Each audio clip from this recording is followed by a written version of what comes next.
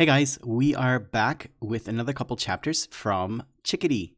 Sorry for the delay in getting this out this week. I had some other things going on and running around, and it just didn't happen. And it can be really loud during lockdown in our house. So I snuck out to come here and do it with you all.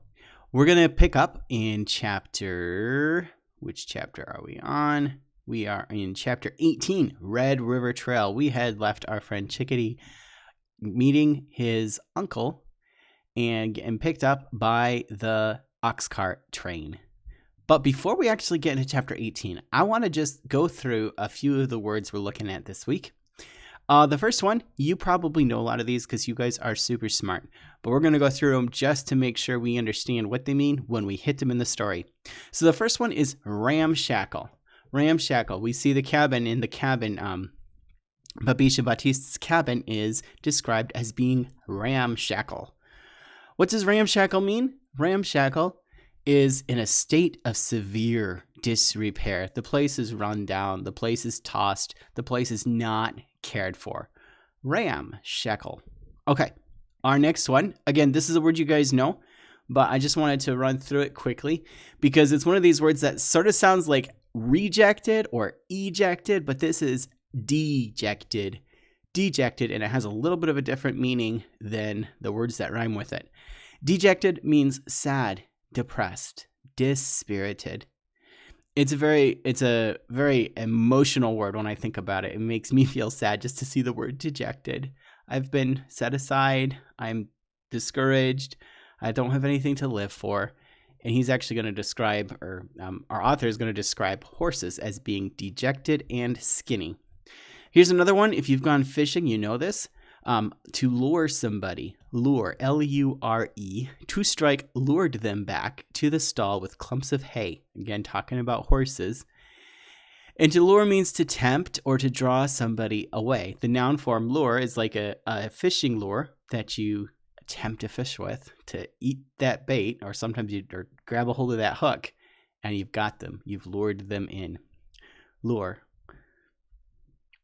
Dispositions. Disposition. And this word has a couple different meanings, but we're focusing on this here. The horses were eager to get away from their stall, and once Anamikins and Two Strikes started out, they galloped along in sudden happiness. I jumped back a page. Okay. The two horses had big and heroic hearts, gentle dispositions, and stubborn allegiances. The disposition is your attitude, your behavior, your character, a person's inherent qualities of mind and character. That's what disposition is. It's a little bit more permanent than just an attitude. It's who you are deep down, your inclination, your tendency. Disposition. The horses had gentle dispositions, which if you've ever ridden horses, that is very much what you want, because horses that do not have gentle dispositions are scary. We're also going to talk about the Metis people. And I was working on preparing some study notes for you, and then I realized that our author did a great job of kind of describing who these people are. So we'll walk through that, and maybe I'll give you a bit more reading on the website later this week, or tomorrow, because tomorrow's Friday already. Another word here, ingenious or ingeniously is the adverb. And it does sound kind of like genius, right? Genius, ingenious. Describes the cart. Every piece of the cart was made ingeniously of local materials. So what does ingenious mean? Ingenious means, or ingeniously means in a clever, original, and inventive manner. Ingenious is very similar to clever, but not just clever for cleverness' sake, clever for being useful. Ingenious, clever, original, inventive. Something that somebody else might not think of. That's useful, that you came up with yourself, well, that means that you are ingenious. While we look at that word ingeniously, you note the adverb ending there, ly, and let's just look at a word here. You guys know what the word companion means. Companion. Well, here's the adverb form, companionably. I can't even say it. Companionably. It comes, the root is, of course, the same as companion, but it's an adjective, companionable, of a person, friendly or sociable, just the way it sounds. And I just like how it kind of tacked on the ly there at the end, and it turned into a description of how these two walked together, or rode together, I think. Mostly they sat together companionably. jouncing back and forth as the cart rolled across the ruts and over the holes in the Red River trails. We're just going to read those 2 chapters today, and because I want to make sure we have this book through to the end of our school year, and I'm realizing that we are actually running out of chapters already. So let's just do these 2 chapters, and we'll get started right as soon as I set up my Kindle. Let's pull this away. There we go. And let's come back to chapter 18, I think. Is that what I said? Yes, chapter 18. And so Chickadee is very happy about his good luck running into his Uncle Quill. Chapter 18. Nobody knew about Chickadee's luck back home, of course. Omikaya still woke every morning with Chickadee in her prayers. Miquam, Yellow Kettle, Miquam, Yellow Kettle, Nokomis, and all of Chickadee's relatives put pinches of tobacco out and prayed for him too. Macoons tried to be very, very good so that nothing he might do would anger the spirits. He wanted his brother back desperately. And his father and Two Strike kept walking until they came to the cabin that belonged to Babiche and Baptiste. "Here," said Anamikins, "my son's footprints." He ran to the ramshackle cabin. It was anything but the cozy place Babiche had described, and Anamikins' heart filled with fear. The cabin was empty. "Here's the stinking cabin, empty," he called. "And here," said Two Strike, looking into the stall, "2 sad horses, hungry." Brownie and Brownie had taken to eating the poles of their barns. The poles were now as frail as sticks. The horses would have eaten their way out to the haystack in another day if Anamikins and Two Strike hadn't found them. The horses were dejected and skinny, and when Two Strike released them, they went straight for the haystack and began to eat. "Don't let them eat too much," said Anamikins. "They'll get sick." Two Strike lured them back to the stall with clumps of hay and let them nibble more carefully. Anamikins was disgusted by the smell and look of the cabin, and he walked back out to examine the yard. He read the tracks just like white persons read books. He could see the story plainly in the tracks. He soon found that a wagon had stopped, that white women had jumped down. He knew what their tracks looked like with the pointy toe and heel. He saw white man's shoes and his son's tracks again. Then his son's tracks disappeared, and the horse and the wagon tracks went on. "He is with these people," said Anamikins. "Whoever they are, they took him. At least he is still alive." Two Strike fed Brownie and Brownie each a lump of maple sugar. The 2 horses quickly took a liking to her, and she had no trouble saddling them up. They were eager to get away from their stall, and once Anamikins and Two Strike started out, they galloped along in sudden happiness. The wagon tracks were easy to follow. Brownie and Brownie were used to going places far and fast. They'd grown up hunting buffalo and then delivering the mail. They had big and heroic hearts, gentle dispositions, and stubborn allegiances. They had never been fond of Babiche and Baptiste, but they immediately decided they would obey Two Strike forever. It took them only 2 days to track down the wagon. There it was, sitting in a yard. A nun, for Anamikins had seen nuns before, was sweeping the earth in front of the little cabin. There was a cross over the doorway. Two Strike jumped off Brownie and strode to the nun. "Where is the boy?" Two Strike asked in Ojibwe. Sister Seraphica smiled, then looked at the knives in Two Strike's belt. The smile dropped from her face. She looked worried. "Where is the boy?" said Anamikins, who spoke some English. He put his hand out at Chickadee's height. "Boy," he said again. "Gone," said Sister Seraphica. Mother Anthony came into the doorway behind her. "Not only gone, but he stole a knife from us." Two Strike didn't understand the mother's language, but she knew that the woman had made an accusation. Two Strike growled fiercely and stuck her face close to the woman. Mother Anthony gave a little scream and disappeared back into the cabin. Seraphica stayed put. "He ran away," said Seraphica. "He was a good boy, and Mother Anthony, upset him. He ran into the woods. I think he was going home." Anamikins despaired. He looked at the trees and brush, at the woods that would become great pines and extend onto the great northern forests. Once Chickadee entered the woods, there was no way of finding his trail. Anamikins knew that his son was clever, and for his size he was a strong boy. But could he survive alone in the wild woods? There were so many dangers, not the least of them other humans. "There is nothing to do but look and look," he told Two Strike. With bitter sinking hearts, the two led the horses into the forest looking for signs of Chickadee. Anamikins was such a good tracker that even after days had passed, he could pick up a trail. He tried and found signs. Broken plants here, a nest where Chickadee had slept, a place where he dug for roots, a little fire pit, places where he'd used his knife to cut bark for tea, the bones of rabbits, the hollowed-out shell of a turtle. They saw he was following a river, and Anamikins smiled. "He knows how to live," he said proudly, pointing at a lean-to shelter and a scorched place where his son had made a fire. "This boy is a true Anishinaabe," Two Strike agreed. Anamikins used all his skills, but the earth is good at swallowing up all traces of people. At last, in spite of Anamikins' great power, they lost the trail. Chapter 19. Uncle Quill. Chickadee tried to sleep underneath the Red River cart. He was curled in a buffalo robe next to his Uncle Quill. Draped with buffalo skins, the cart became a snug tent with plenty of room underneath. It was a moonless night, the air was fresh and cool, and Chickadee was warmly wrapped. Uncle Quill slept silently. His breath whooshed evenly in and out. It was surprising how quiet the carts were once evening fell. The ponies and oxen set about grazing, and everyone made camp. Of course, at some distance away, there was a party of Metis people laughing around a fire. Quill loved fun and would have stayed up late with them telling stories and learning their songs.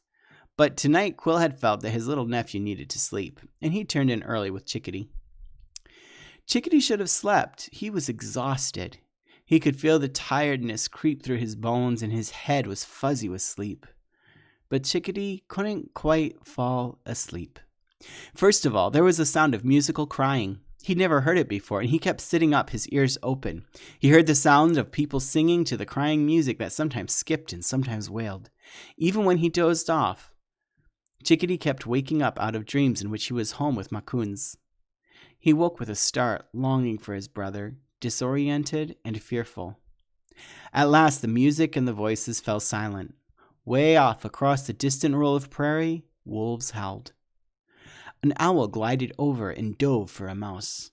One squeak, and it was over. The grass rustled in the wind. Chickadee nestled deeper into the buffalo robe. The fluffy, thick fur surrounded him, and he began to dream once more. In his dreams, he saw the buffalo, not just one, but thousands of them. Buffalo thundering across the plains, buffalo everywhere, coming at him so thick that they reached to the horizon. He was with them suddenly, running with the herd. Macoons was running too. They were on horses alongside buffalo, floating and galloping, pounding into darkness and sleep. The next morning, Chickadee could hardly stir. "Wake up, little nephew," said Uncle Quill. Chickadee's mind was sunk in sleep now. After so many nights on bare ground, cold and hungry, the buffalo robe was so comfortable that once he fell asleep, his body wanted to stay asleep. Quill shook his shoulder. "I brought you tea and bannock," said Quill. "Get up. Get in the cart." Chickadee rolled over and tried to get to his feet, but fell over. He was so sleepy that Uncle Quill lifted him into the cart and nestled him back onto the robe. There, Chickadee sat as the ox cart train began to move. He nibbled the bannock and drank the hot brewed black tea, sweetened with maple sugar from Quill's tin cup. The terrible screeching of the wheels started again, and Chickadee put the plugs of wax back into his ears. For that first day, he dozed on and off as the cart slowly made its way through along the trail. It was as though he had been in another world, out in the woods, and had to sleep his way into the new world of the ox carts and Uncle Quill. At last, when the cool sun was halfway up in the sky, Chickadee crept over to sit beside his uncle, and there they rode. Folded blankets cushioned their bottoms. A comfortable strap made of buffalo hide was tied so they could lean back against it. No sound that they made could penetrate the vast screech in which they moved, so they tried to communicate through signs. There wasn't much they could say yet with signs. That would come later. Mostly, they sat there companionably together, jouncing back and forth as the cart rolled across the ruts and over the holes in the Red River Trail. The days and nights began to blur. Their ox cart broke down once, splitting an axle. Uncle Quill cut a new poplar axle from a nearby tree and lashed it into place with wet strips of buffalo hide. As the strips dried, they shrank, fixing the axle firmly into place. Quill and Chickadee got right back into the train. An hour later, every piece of the cart was made ingeniously of local materials, wood, hide, rope, and could be repaired along the way. There was no metal in the cart, which turned out to be a very good thing one night as they waited out a lightning storm in some high, bare hills. Although the heavens raged and the rain poured down in sheets, Chickadee and Quill were dry and warm underneath the cart. Lightning struck down everywhere, crashing so hard the earth shook. The oxen were slightly worried, but very tired too, and merely slept with their heads bent under the driving rain. "We are safe from the Thunderbirds under these carts," said Quill. "They love Buwabik. You know, things of metal. When the U.S. cavalry comes out on the plains with its iron tent poles, the Thunderbirds amuse themselves by striking them." Quill knew a lot of things. He told Chickadee about the people with colorful clothing. "They are Métis. They are the sons and daughters of the French and Anishinaabe and Cree, all mixed together. My Dede, your grandfather, knows how to talk with them. Listen to the way they speak. They mix all the languages into one language. After a while, you'll pick it up. You'll pick it right up, as I have."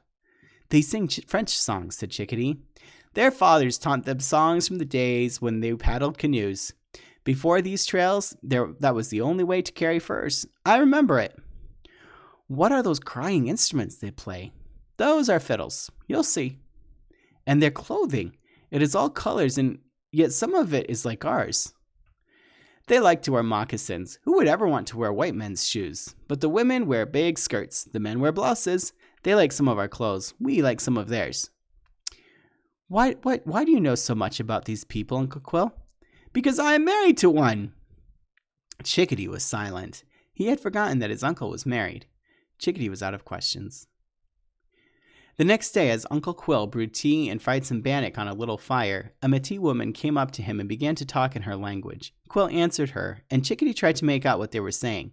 He caught a few words here and there. It sounded like they were talking about him. The woman made gestures all about herself, slapping her knee, rubbing her elbow. Chickadee realized that she was describing the rips and tears in his clothing. Quill was smiling and nodding now. The woman left.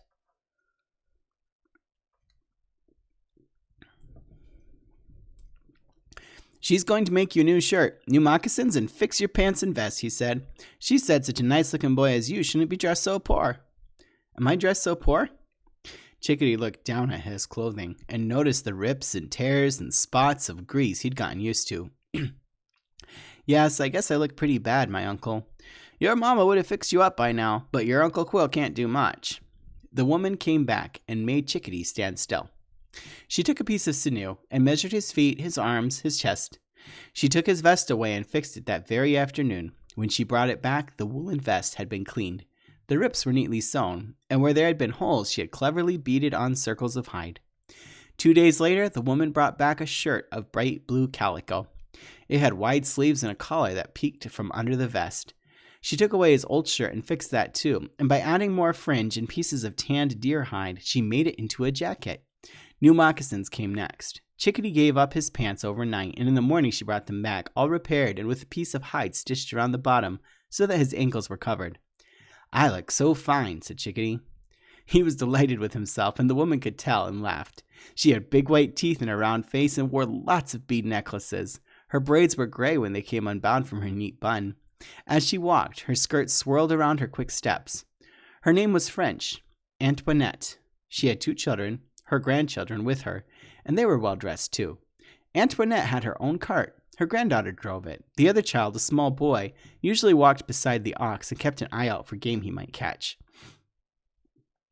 After she made Chickadee's new clothing, Quill invited them to hitch their ox to the back of his cart. That way the young driver could take a rest once in a while, as Quill kept the animals moving. And so the pack train went on and on until a small river stopped them. The flood and force of the river had dissipated, and it was a mild flow now, though broad. There was no ferry. There was no way to cross it except to change their versatile carts into boats. This was being done all up and down the river as each cart and driver reached the banks. To Chickadee's surprise, he saw that some carts were already in the water floating across. Uncle Quill and another man worked together. First, they wrenched off the wheels and lashed them together. Then they dismantled the carts and used the poles for siding so the baggage would not slide off into the water. The oxen and horses would swim across, and Uncle Quill and Chickadee would swim too, holding onto the poles and attempting to guide the raft. Uncle Quill helped Antoinette transform her cart too, and one after the next, the little cart train forded the river. The river was still very cold, and on the other side fires were quickly made to dry out clothing and warm numb fingers. The oxen and horses shook themselves and lowered their heads to graze. The sun was so low by the time all the carts had crossed that everyone made camp on the banks of the river. That night, the fiddle playing was extra lively, and Antoinette and her children invited Chickadee to join in the fun. Uncle Quill already knew the Red River jig, and he shouted with joy, dancing with the rest of the men. Chickadee caught the spirit, and the flames leapt high. The fiddles wailed and jumped. Antoinette danced like a young woman, kicking up her skirts, her white teeth gleaming in the firelight. "Here is how we jig, little Chickadee," she called, and her small feet in pretty moccasins flashed fast in fancy steps. As Chickadee watched, he remembered how his mother danced and clapped when she was happy. He remembered how Zosie trilled like a bird when she was excited, how his father played his beautiful hand drum and joyously sang a traveling song or a hunting song. Most of all, he remembered how Macoons jumped up and down, threw his head back and laughed so hard he fell on the ground and rolled when things were too funny to bear. His chest swelled with confusion. If only his twin was here. He was so happy he was going home, eventually, someday. But could he stand it? Could he wait to see his brother? How long would it be? And that's where we'll leave it. Next week, we'll start chapter 20. Thank you so much for listening. And once again, look at the Google Classroom after I post this, and there will be a little activity for you, a little, what am I calling it?